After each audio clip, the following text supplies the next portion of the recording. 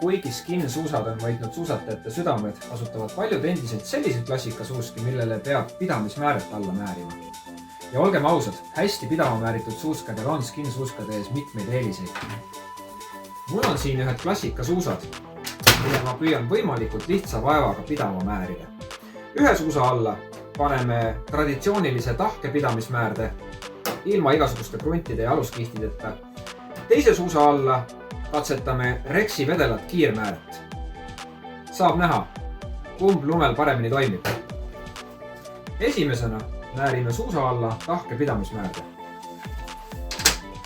Suusk pukile valmis.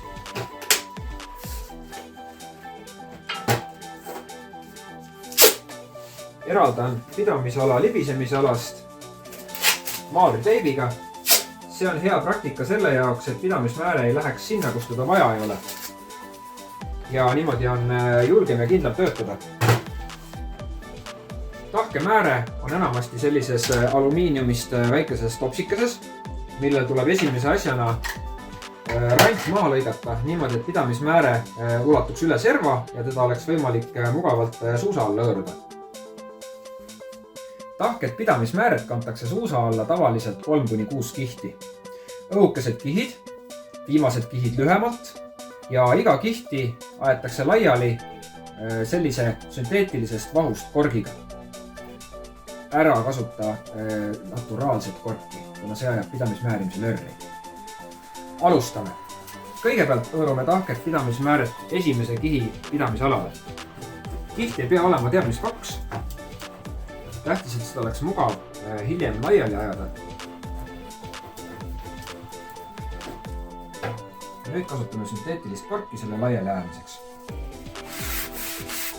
Korgime edasi tagasi ja suund võiks olla mõlemast servast pigem suusa keskele, sest et suusk on kaarekujuline ja siia ülemineku kohtadesse ei ole vaja paksu määret.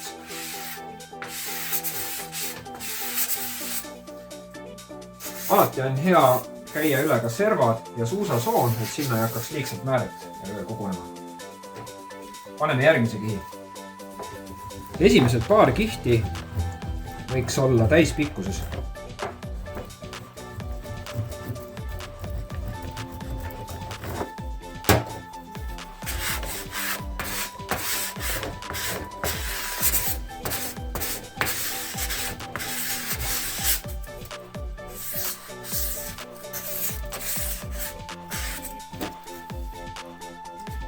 Kolmas kiht juba lühemalt.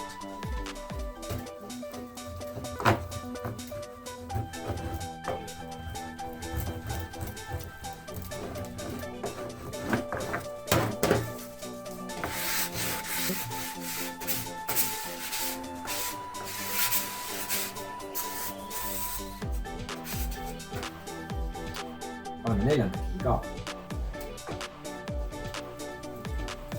Üldiselt on suusa all kõige rohkem ruumi saapa kinnitusest pisut ettepoole.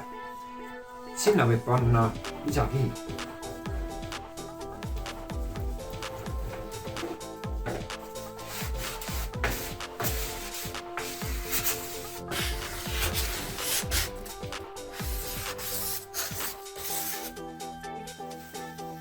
Ja õige natuke veel siia suusa ette otsa.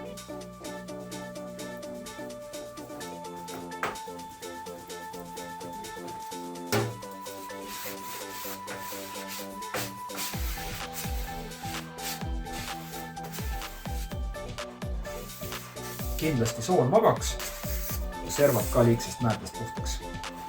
Kui määrimine tehtud, siis võtame need maalriteebid ära ja viimase sammuna võime tasandada need ülemineku kohad selle sama sünteetilise korgi abil.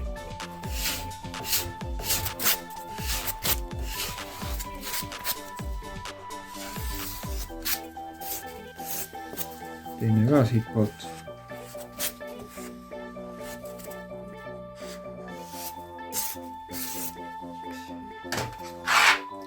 Ja ei läinudki palju aega.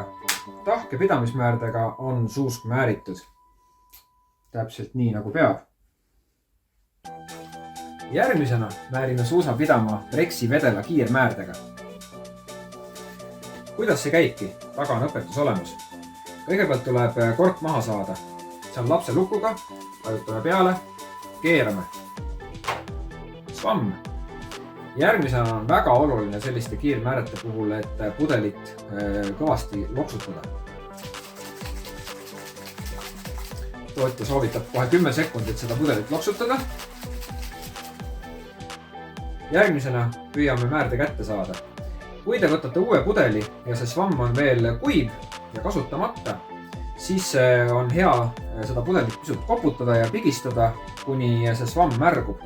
Edasi peaks minema juba libedalt. Vaatame, kuidas see välja tuleb.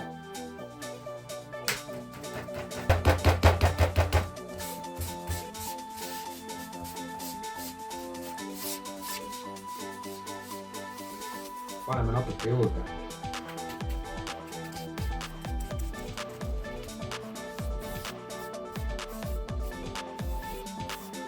Vedelmääre jääb suusa alla päris õhukeselt. Seega laseme sellel esimesel kihil mõne minuti taheneda, et lahusti saaks aurustuda ja määre saaks settida ja siis paneme teise kihi ka.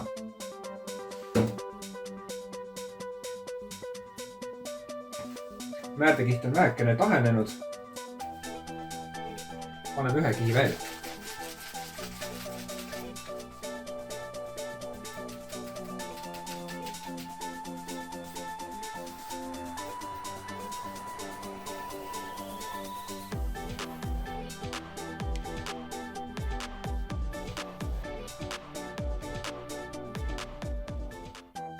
Määrisin ühe suusa alla traditsioonilist tahket pidamismääret ja teise alla vedelat kiirmääret. Nüüd lähme lumele ja vaatame, kuidas need töötavad. Paneme suusad alla ja proovime määrded ära.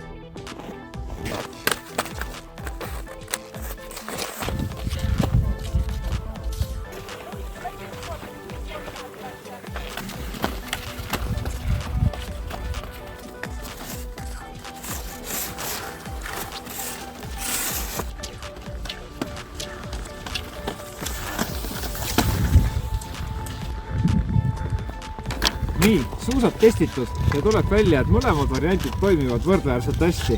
Olin alguses natukene skeptiline selle kiirmäärde suhtes, aga tundub, et asjata. Koostis on mõlemal määrdel sarnane ja kui õige kogus alla panna, siis kõik toimib nagu vaja. Nii et julgen soovitada.